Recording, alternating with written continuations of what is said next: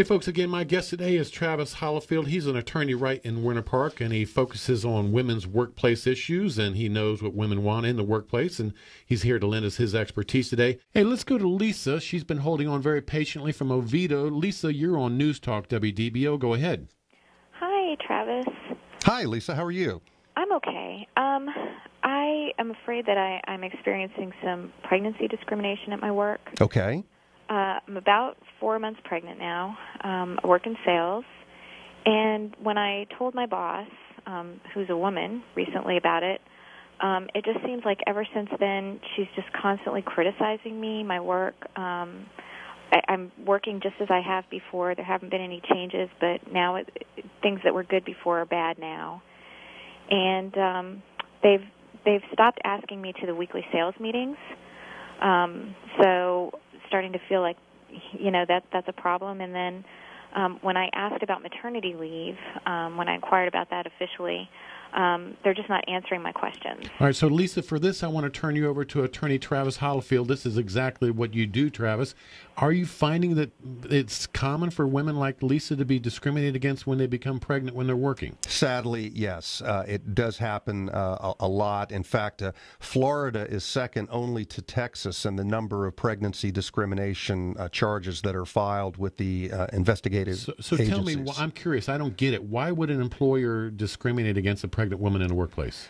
Sadly, there are some stubborn biases and stereotypes that many employers, both men and women, feel about women who become pregnant. And one of them is that once a woman becomes pregnant, she will be more focused on herself, on her family, and less focused at work. There's also a stereotype that the pregnant woman will need more time off from work as she goes through her pregnancy, obviously leading up to the childbirth.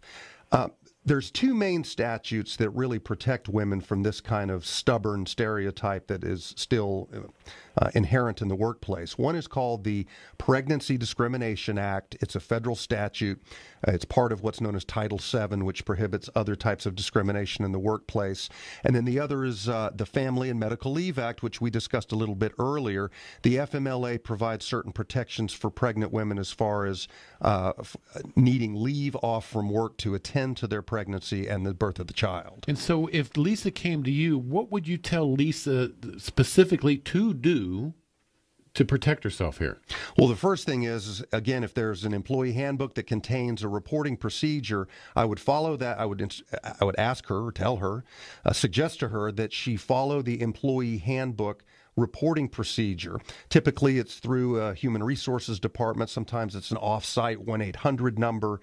And you would report your concerns and give the employer an opportunity to try and address the issue. All right.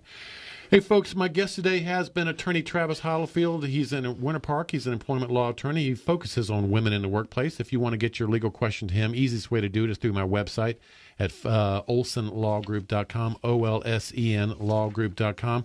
Hey, and even if we go off to air today, you can continue to text Chris with your questions or concerns at 407-808-8398. Hey, everybody, thanks so much for all your great calls and questions. I do so much appreciate it. If I may, a suggestion for you, go outdoors and take pleasure in the beauty of nature. And as always, enjoy your friends and family.